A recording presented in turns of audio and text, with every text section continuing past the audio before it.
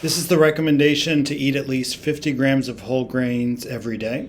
Let's take a look at the definition and prevalence. Whole grain is defined as a grain that retains the bran and the germ. Refined grains have the bran and the germ removed, leaving just starch.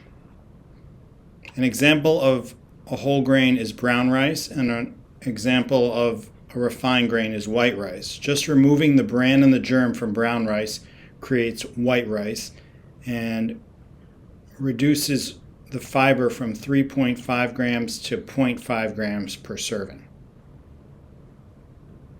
Many products that are made with whole grains are actually full of refined grains and added sugar. The US FDA requires that only 50% of a product have whole grain in it to be labeled whole grain.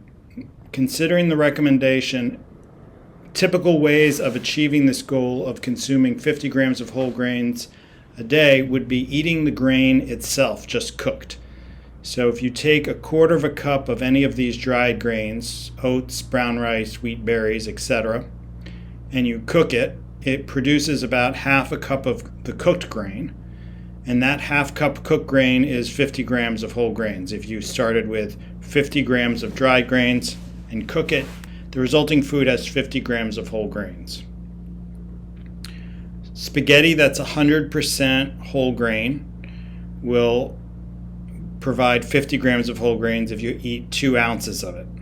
2 ounces is about 60 grams, and so you're starting with 60 grams of dried 100% whole grain pasta. Cooked will end up being 60 grams of whole grains.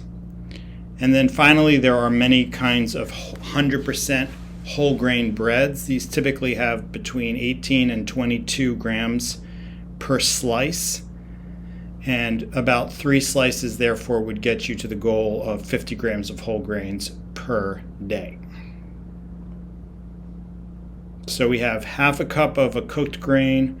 We have 2 ounces of dried 100% whole grain pasta, or 3 slices of 100% whole grain bread as viable options for getting in 50 grams of whole grains a day. And prevalence, only 15.9% of grains consumed in the U.S. are whole grains.